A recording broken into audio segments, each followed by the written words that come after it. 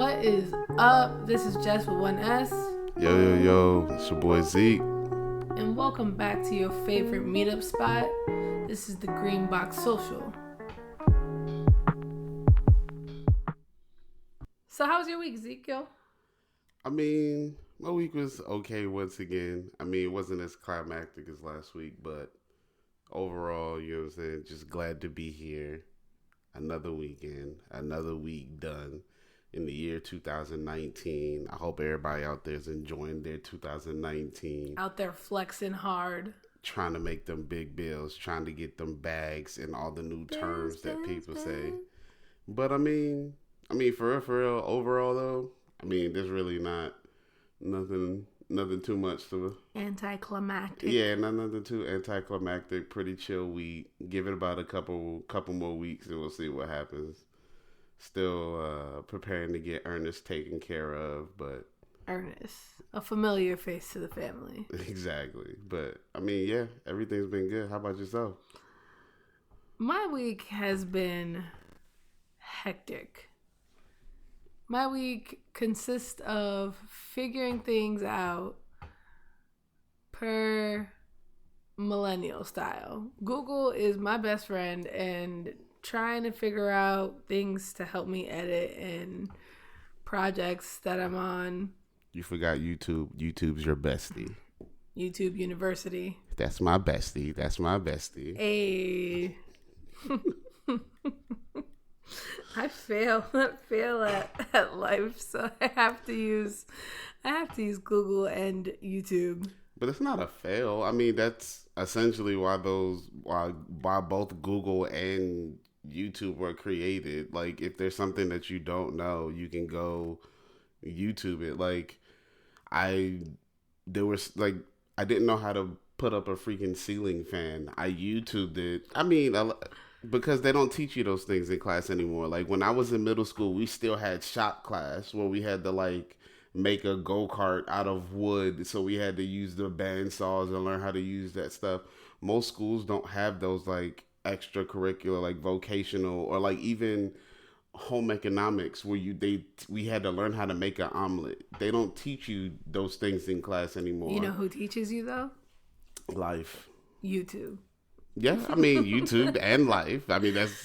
But yeah, nowadays, if you really want to do something, you're on your own, like a DIY or whatever you want to call it, you can literally just go to YouTube or whatever. You don't have to go through someone to learn how to do anything or anymore. Pay somebody. There's certain, if there's something you're willing to do, you can go online and figure out how to do it. If there's not what you want to do, you can still go online to research to find the best person to do it for you. Excuse me, Mr. Plumber. Exactly. But sometimes you don't, I guess that just depends on the person. Some people don't always have the time to do all those type of things, so. Honestly, my week wasn't that crazy either. Just editing and school. Actually, crazy thing is, I love living in a very artsy-fartsy area because you run into creatives. I ran into my boy, shout out Face. He just moved into this neighborhood. So that's what's up. I think that was pretty much a highlight. That's sad, no? No, not necessarily. Not every week is going to be, don't believe social media. Not every week it's oh my gosh, I was here in Milan, and now I'm here in Jamaica, and now I'm here in Bermuda. Nah, it doesn't work like that. Shout out to the people who are actually doing that, though. Yeah, if you traveling and you making your money and you doing your thing and you a socialite who makes your money that way, big ups to you, but that's not a everyday regular life thing. I guess not, but shout out to you. I would love for that. I'd love to get more hours of sleep. Adulting, that adulting life, you find out is for the birds. It's for the birds. Yes, it's not what it's meant to be. Life is not meant to be this way. I still want to travel. Hands down, I still want to travel. We're definitely... See, you got to speak it into existence. We're definitely still going to travel. We just got. I mean, I gotta finish school and Yeah. then I'm out here. You know what I'm saying? That's what I'm saying. We're gonna travel regardless. I've turned more into an introvert, like I was saying. And I hang out with my parents a lot. Ain't nothing wrong with that. Like, my parents have to be cooler than any other human being. I know. I think, honestly, we all wish, as like, once we get to a certain level of adulthood, we all wish we could hang out with our parents like we do, like, on a friendship level that we do with our parents. But some parents along the line, they stop being a parent, and they've, like, already... Like, I've already taught you everything that you need to know. So now we're going to be friends in this. And then there's others that are just like, we're not like, we're just going to be your parents. We're always going to be your parent. We're always going to be on this level where, like, I'm going to teach you. You have to listen to what I say. Right. I mean, we'll get to that. But speaking about parents have children. And... who is a greater child than J. Cole? He came out with some fire record. I mean, it's been out, but he came out with a music video for Middle Child. Yes. Aren't you like kind of like a middle child? I guess you can consider yourself. I mean, there's 4 of us. So, but yeah, I mean, for a portion of the time before the baby bro came into the world, I was the middle child. So, yeah. I kind of was in the wind, kind of not quite not quite the oldest, not quite the youngest. So it was just like right there. Wow. Yeah. Just like that. Yeah. Yeah. I mean, the middle child always feels. Boop. Hayukin. Yeah, the middle child always feels a little bit like. Okay. Are there any more ad-libs that you want to add? Nope, I think I'm good. Yeah. Middle child knows how it feels. All middle children knows how it feels to be a middle child. Like, you just know. You feel not quite it, but not always forgotten, but sometimes forgotten. But referring to J. Cole's song, I think he's referring to life in general. Yeah, I mean... I think everybody can be a middle child in the scenarios that, like, he's trying to portray in the music video and what he's trying to do. That's very true. I mean, it's just like... I mean, the same thing that you could say about being a middle child in life, you could say you feel the same way socially. Like, I see people that got it and they're the center of the attention, like the baby. Like, celebrities are like... For instance, like the babies, like they're always seen on TV. I'm just saying, like or you can say that they're the oldest, like they were the first to come out. They have all the attention, and then the middle child is the one that's still on the come up, trying to figure himself out, trying to get an understanding of what's going on, and then you got the youngest, who's like people that are a little bit above you, that are successful, or vice versa. And then, like, you just feel like you don't necessarily know where you belong. And you don't feel like you get the attention that you feel like you deserve. So J. Cole, like, I guess what he's trying to say about, like, the middle child feeling as a whole is, like, how he feels in the industry and how hip-hop has become. Like, you have the new mumble rappers that are like the newborn child that everybody's clout chasers. But really they're clout chasers and are not about lyrics. They're about doing antics and a bunch of face tattoos and a bunch of crazy hair and all that other nonsense. And they're like being called the new rock stars because they're just like all over the place.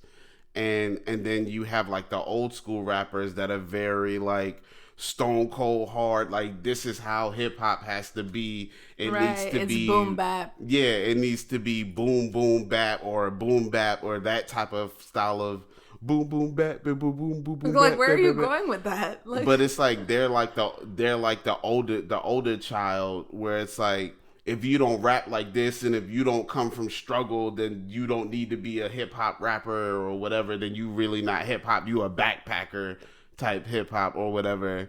And then J. Cole just feels like he's in the middle where he's like, I came in an era when I'm big bro and little bro at once. That's exactly, what he says. literally, like he feels like he's both at the same time, where like he has to go to the old heads and be like, nah, you need to understand their shit, and then you need to go to the young ones and be like, nah, you need to understand the old heads joint, and then like he just feels like he's like being pulled from both sides because I personally feel like the imagery that he portrayed in the music video as well was phenomenal. Like from the black backdrop and him being the center focus, but he's more like dimmed. You know, that's how the middle child feels, right? Yeah. So that they don't feel like the light's ever shining on them. Yeah, and like, then, you're around, but exactly, but no one sees you. Yeah, like the part where he was the race car driver and he was the one who won the race,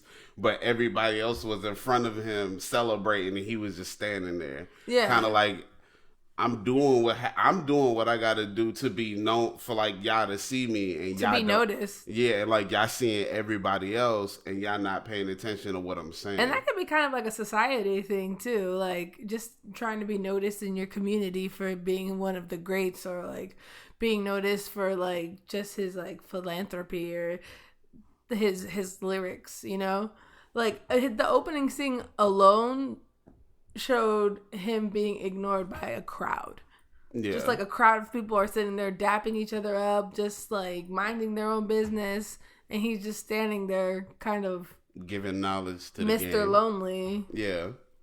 So the imagery was dope. And then that quick switch with then those same people like with they were in caskets or like they were laying on like those medical benches or bed things, whatever you call them, and then they had like the mud representing like the red bottoms, like they're not even paying attention to them to the talent, they're just there for the money, like kind of called gurneys. Whatever, like people know what I'm talking about. No, the medical gurney is the little like orange board that they put you on when you get like in a medical thing. You're saying medical thing? Described it. People know what I'm talking about. If you want to know what I'm talking about, you can always go look at the video and you get a better understanding of what I'm trying to say. What is it called? It doesn't matter. It is the things when you watch a movie or you watching Law and Order SVU and you see the dead body on it in the medical office. That is it. You know what I'm talking about. I feel like we know it and we just can't come up with the word. It doesn't matter. But it does. Moving on. So, yes, I also loved how he portrayed the red bottoms, which kind of ties into materialism. Materialism, and also the whole Gucci and the Gucci thing that was kind of going on, and some of the other because you know the red bottoms are prominent in with fashion and celebrities and all the other stuff, and it was kind of saying that like you guys are out here chasing the wrong things, like not only just money but or have clout. Like the wrong intentions. Yeah, and it's like you're really only paying attention to me because you think you're gonna get something out of it, and not actually like respecting my talent and my ability. So that's the thing when it comes to art, though. Like it's interpreted. Yeah, it's interpreted. There's really no way to be like, this is the exact feeling he was going for. I like, for some people, like they be like, "Oh, your music video was so." He was like, "I mean, I just wanted to do a music video." It like they don't really. So it's like it's kind of up for your interpretation. I mean, I just poured something in my cup. We gonna keep doing this the whole time while we talking about this? Something I could feel. What if it was a country song? I'm pretty sure there's somebody out there trying to turn something in my cup. All right, we're gonna do this. No, but then just like going through the video, like the part where you see the Bentley and you know it's riding through the mud, and it's like it's the complete opposite of what you see in a normal music video where you see these really expensive cars and are like super shiny. You got girls all over them. Right.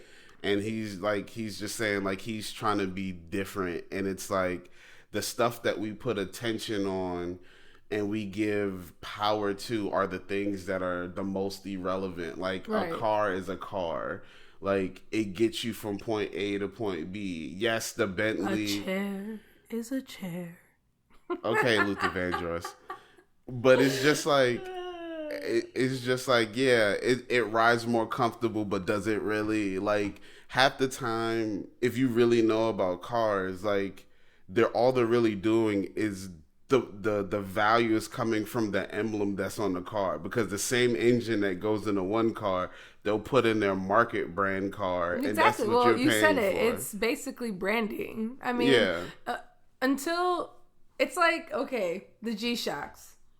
The G-Shocks used to be sold in the dollar store. Until they did the bait G-Shock watches and everybody literally, was I on them. copped a G-Shock all the time when my mom dragged me to the dollar store to like pick up some things or whatever we needed for the house. And I used to cop a freaking G-Shock.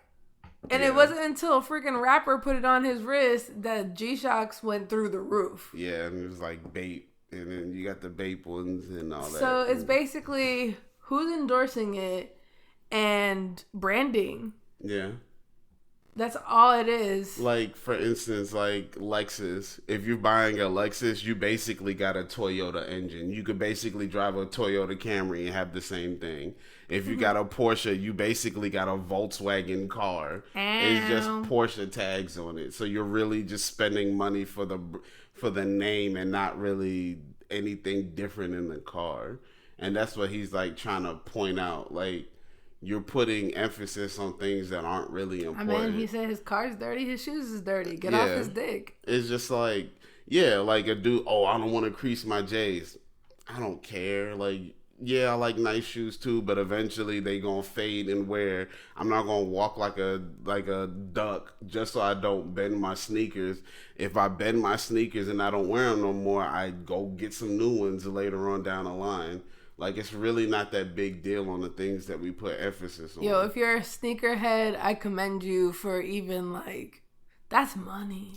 I mean, the sneaker game is not even, like, side note, it's not even how it used to be anymore. Because, like, shoes aren't even, like, they aren't even that exclusive as they used to be anymore. Because now they take the same shoes and come out with the same shoe in different colorways. Yeah. And then, like, looking at some of the new shit now with, like, the ones where they take the check and make it bigger and like stitch it or reverse it. Like, all that shit is trash.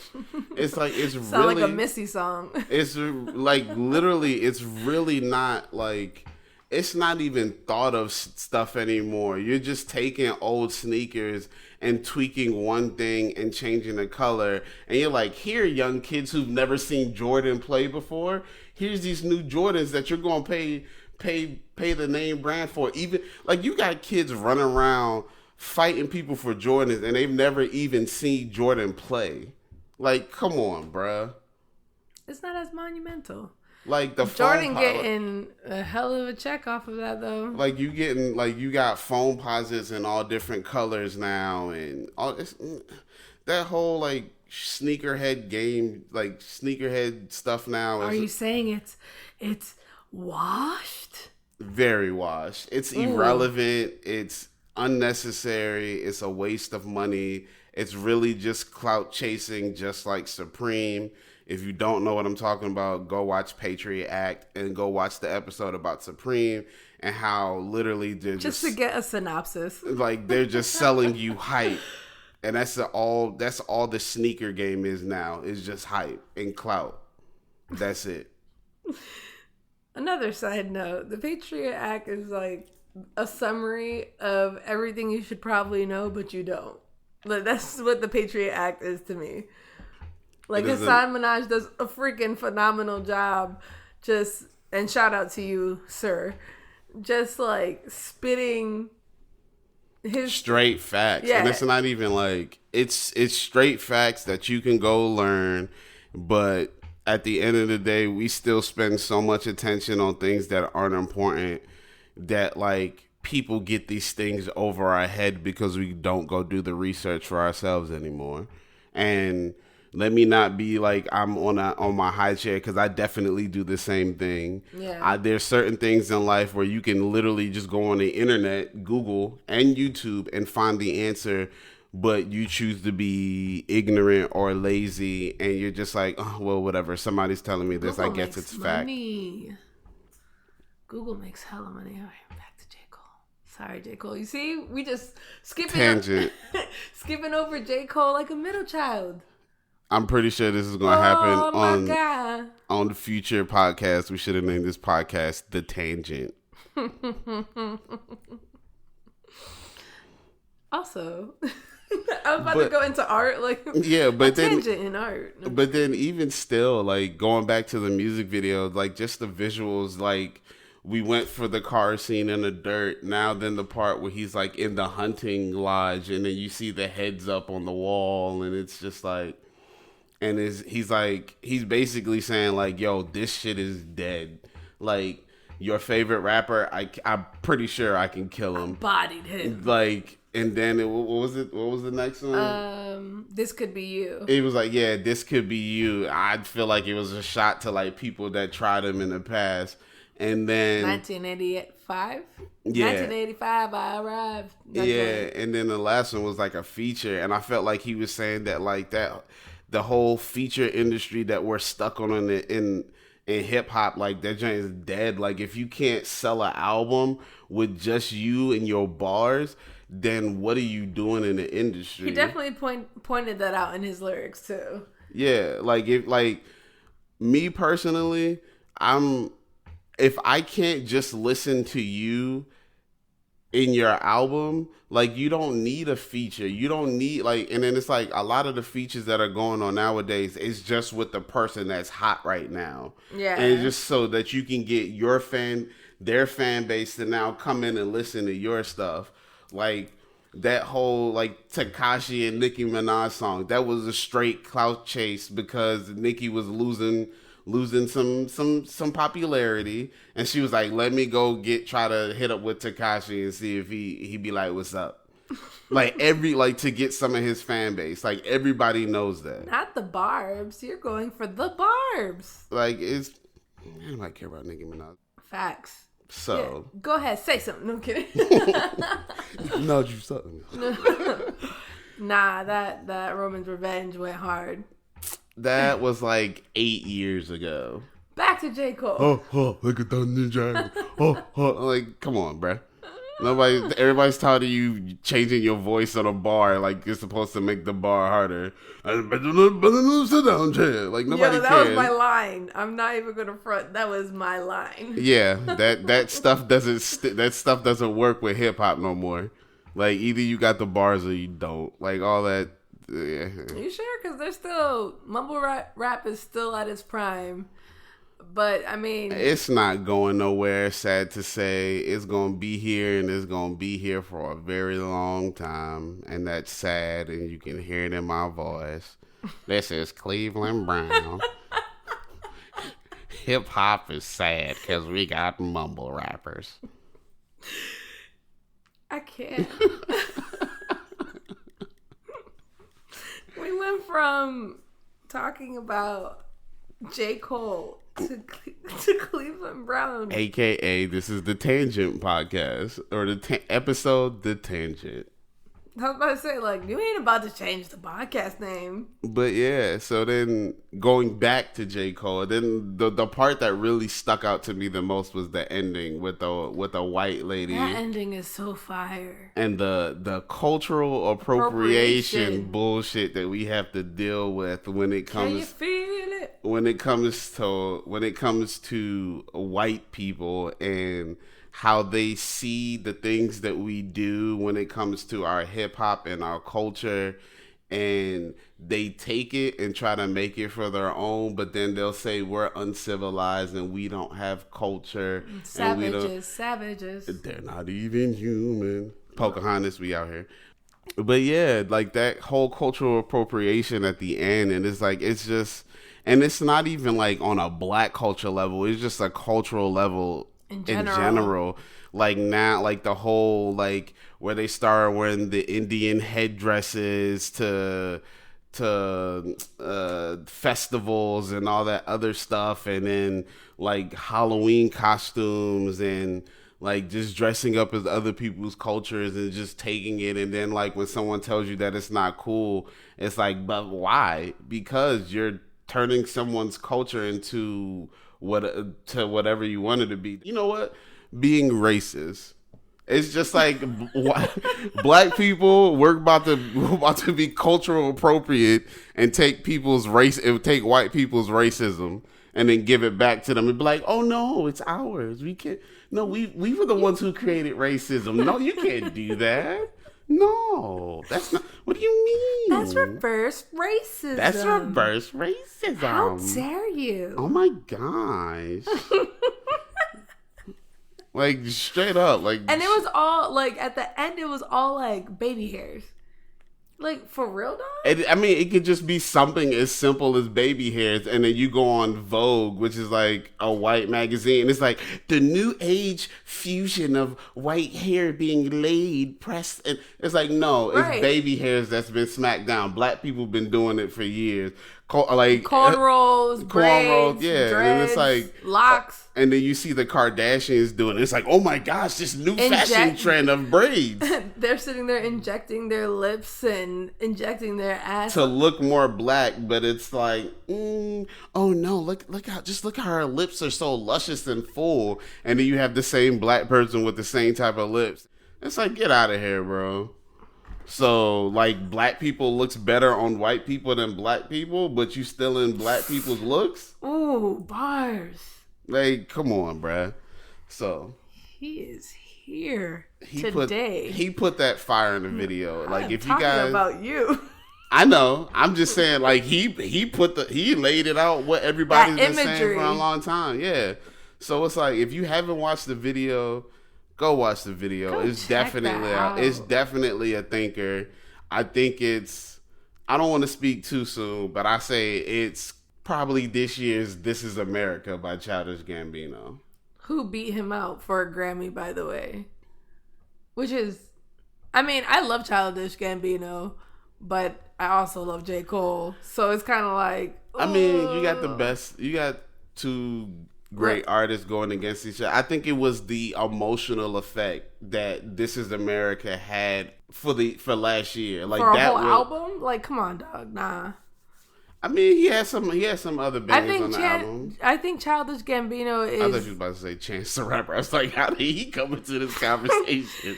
No, it's just my words. I heard he's about to release a new album. He needs to hurry up and release it. I've been waiting since Coloring Book. I'm just saying, as a fan, you owe me.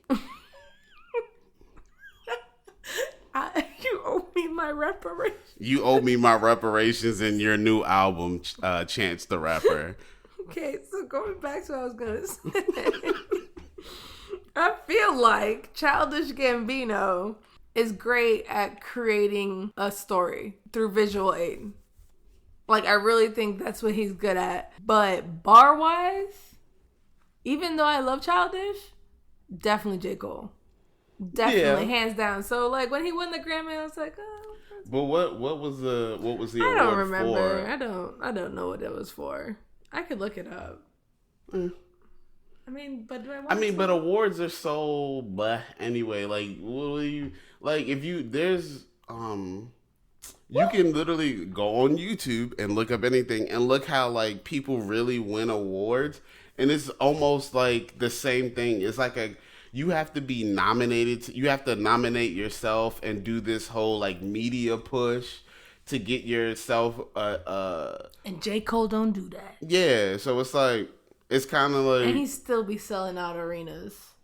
Talent is talent. Bars are bars. Like the industry, like the awards. Something in my cup. The awards and accolades that an artist gets aren't really like award. Like, are they really worth anything? Like, if you don't have the people following you, because you don't get them from people following you. You get them from your album was hot for that month, or that song that you had was hot, and your team made a push to get you that award. And then That's true. So That's very true. And it doesn't help any put any more or less money in your pocket. So what are you really accomplishing in the industry by getting an award besides saying you won an award? Moving on, and I guess sticking to a family unit, dealing with parents as an adult sucks. Tell them why, Ezekiel. Because at the end of the day, when you have parents, they're forever going to see you as a child. And you know what? My mom said that to me the other day. She was like, we're always going to see you as a child. I was like, hold on, man. I'm a whole 28 player. I pay bills just like you pay bills. You know I work just like you work. You don't necessarily take care of the stuff that I take care of for me anymore. Like, I'm an adult, Damon. I was like, so Mom, when I walk through the door, do you still see me in diapers? No. Okay, so what are you talking about? You still see me as a child? You just a baby. Like, no, fam. That's not how it works. Yeah, they're always going to feel like they can tell you, oh, you need to do this, you need to do that. If you don't do this, there's going to be this problem. And then it's the portion that I have issue with. It's not the fact that they give you advice. I always want advice from someone older than me, so because they've experienced before. Right. But when it comes to, I'll say for myself, from Nigerian parents that I have, if you don't listen to the advice that they give you, then you're disrespecting them in some way, which makes no sense to me. And it's like, I get where you're coming from, but you're not living the life that I am living. There are things that are different. Like, there are different responsibilities that we have now. And there needs to be a certain point when it comes to a parent where it's like, I've raised you the best that I can. I've taught you all of my knowledge. Now I need for you to go out into the world and learn for yourself. But I don't feel that happens, especially when you live in a Nigerian household. The training wheels will forever stay on. Forever be on. But that's just like in a Dominican household. Like, I mean, let me not say that, because for me, it's like, they treat you like a child when you make a mistake. But I think see, we should have never took them damn training wheels off. Look at all the scraps you got now. But I think it happens for all families. That's not just say like it's. But I think there's like overprotective parents or parents that always see their child as like, this is my child, and they're always gonna be a child. And you know what I'm saying? It's like they feel like you got to where you were because of the advice that I give you. If you go against the advice that I give you, you're going to fail. Right. And it's like, I mean, that could be the case, but I still need to fall on my face so I can have the understanding that you have, so that when I go to my child and they try to make the same mistake, I can stop them or give them advice so they don't fall as hard as I fell. But it's like, when it comes to a Nigerian parent, it's like, I fell 1,000 times. You're never falling, because I'm not going to give you the opportunity to trip. I'm going to hold your hand to the day I go into my grave. And if you fall, it's disrespectful. Oh my God. You have disrespect. You are a disgrace. Dishonor on your family. You have disrespected your father. You have disrespected your mother, your father, your grandfather. You look at your face. Look at your face. Did I not tell you? Yeah. Look at you. Yeah. Look at your sad face. Your lips are down. Mommy, daddy, I failed. And did I not warn you, stupid child? Hey, look at your face. Sucking of the teeth that gets me. And that's the part that hurts. Because it's like, yes, I've heard you called all these nasty things to me before in my life, but the sucking of the teeth, it's like finish smacking me already. Basically, I'd rather, at this point, when my parents give me that fire, I'd rather them just smack me one time and be done with it than all the, you have disappointed me. Huh, look at you. It's like, why do I need to look at myself? I can't look at myself. I'm not looking in a mirror. But I'm just saying. It's just like smart responses that you give. So, look at you. Unfortunately, you're doing that. So how about you just look at me? Yeah. But it's like I know family. Like I know, like my sister has a daughter. Shout out. And my parents still try to treat my sister as if she's like 12. Yeah. And it's like, but she's a kid. Well, she's your kid that has a kid. Like, she's being a parent. How you still trying to direct her life and tell her where she needs to go and what she needs to do? Like, at the end of the day, if she's happy and her child is fed and she got money in her pocket to take care of herself and her family, what is really like, what more do you want? I mean, parents are just disrespectful in general. Just in general. Like, I be look at you. You was ready to say something. I was about to say something. If you look at the parents that are overprotective, they themselves have overprotective parents, and they get upset when their parents tell them what to do.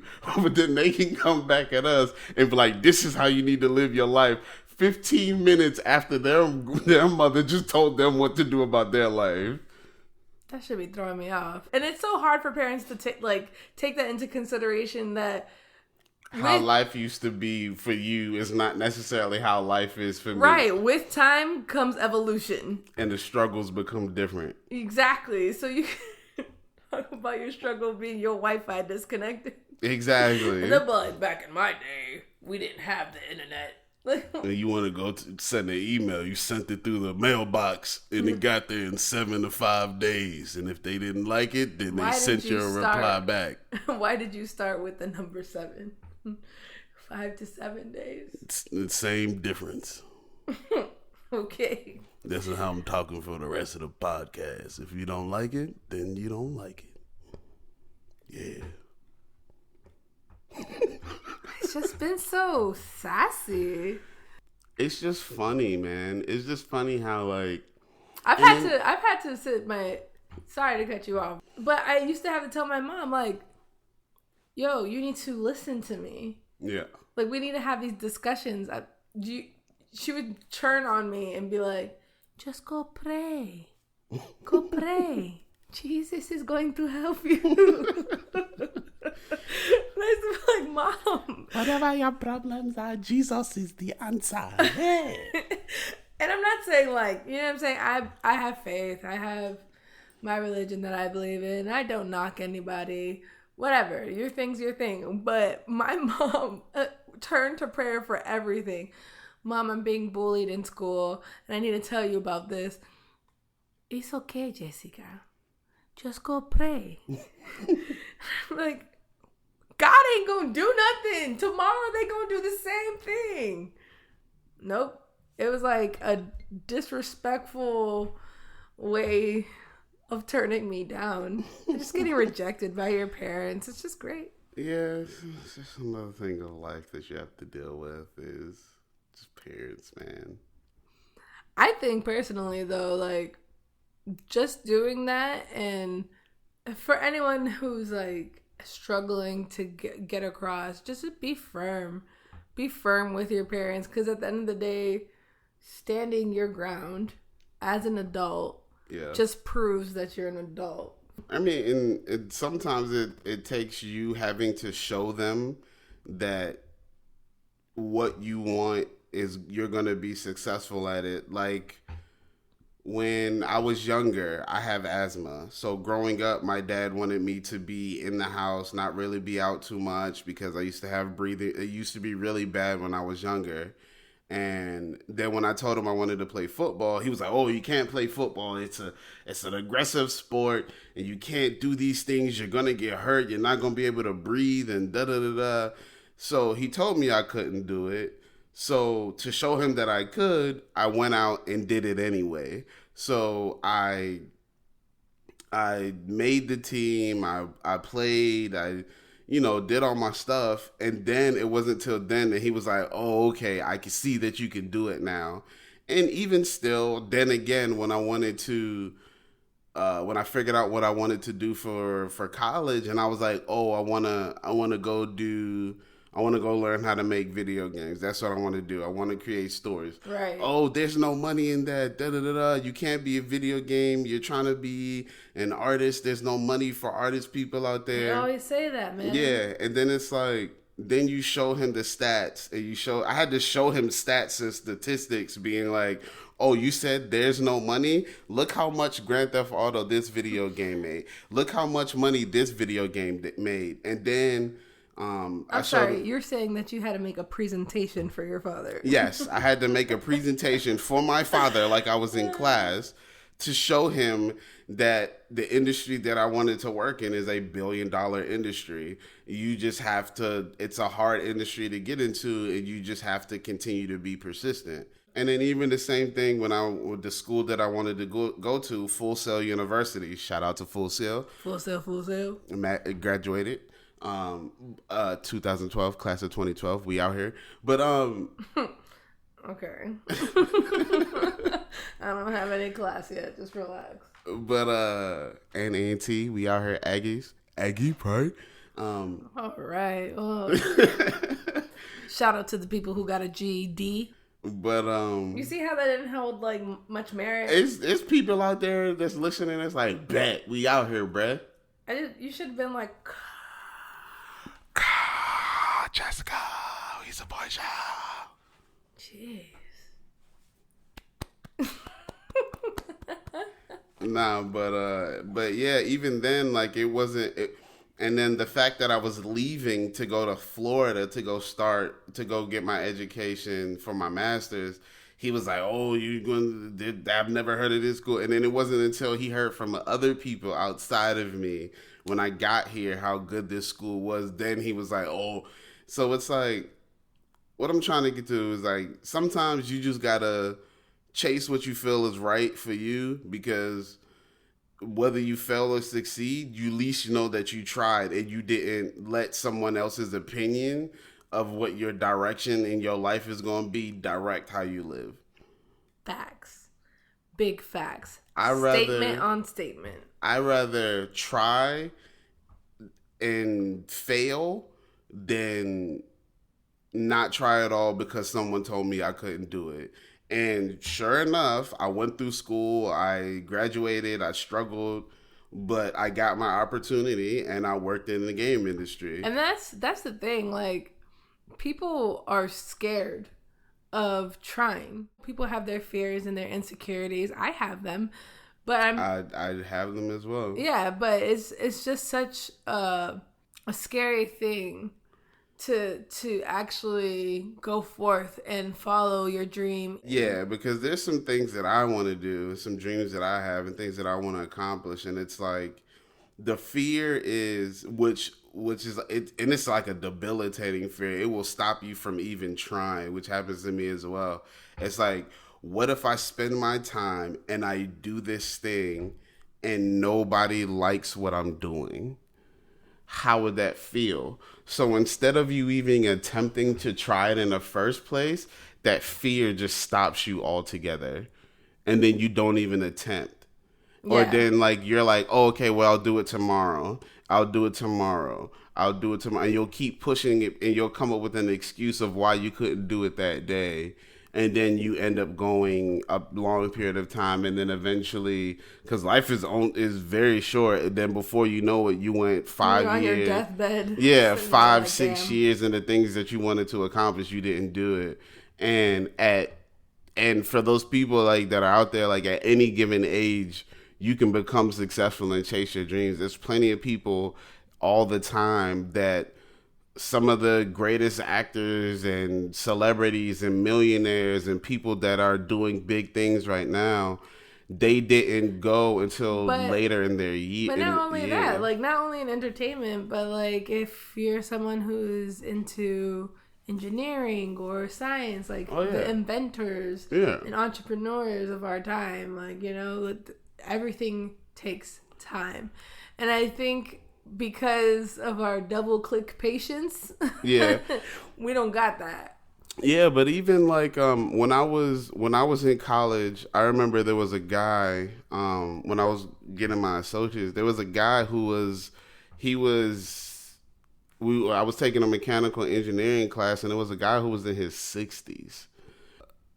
I remember we were just hanging out. Like I think I was waiting for my ride or whatever, and then like I asked him, I was like, so why, what's your reason for being in school? Like I understand mine, like it's what you're told you're supposed to do, go to college, get an education. Yeah. He was like, when I was your age, I had the chance to go to college, but I didn't. I thought I would be fine without it, and not saying that people that don't go aren't fine without it. But he's like, life happens and things, take you away and things get distracted. And he was like, I remember, he's like, right now I deliver newspapers. So I wake up 6-something in the morning, drive to a place to go pick up newspapers, and then spend the rest of the day, morning, driving around throwing people's. And then he was just like, I just don't want to do this anymore. I still want to find something that I'm interested in and take passion in it, but I don't want to do this anymore. And then that is bold. Yeah, like, that's super brave of him. And so he, like, while he would wake up in the morning, deliver the papers, and then come to class. And whether it was a morning class, an evening class, or afternoon class, he would come to the class. He would do his work. He would learn. He was like, look, I'm going to be an engineer. He spoke it into existence. He's like, I'm going to learn this.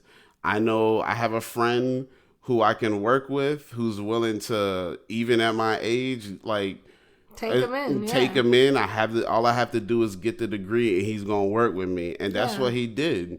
And he changed his situation for the better, what he thought was better for him. So it's like, that's you great. you can be any given age.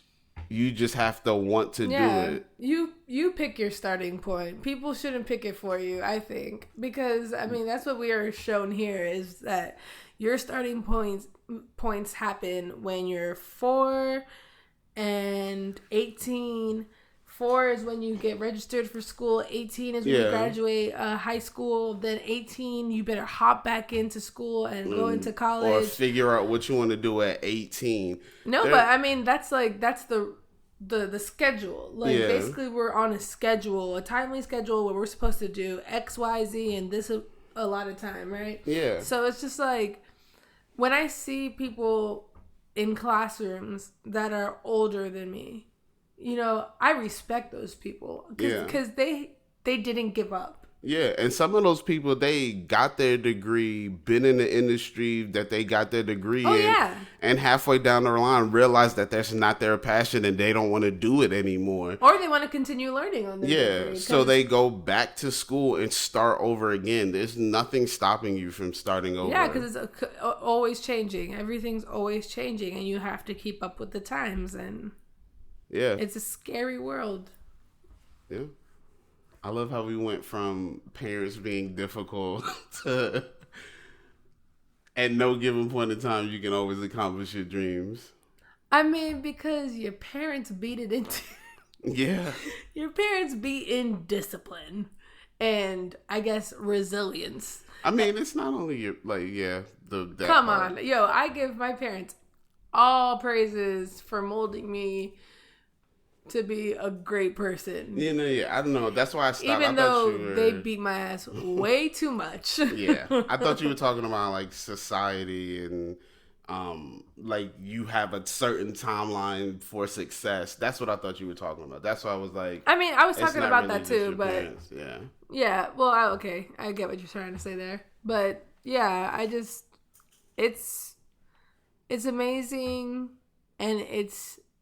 like a fear factor stepping into that world. So, well, that's all we have for you today. Thank you for meeting up with us at your favorite spot. This is the Green Box Social. Yo, we out.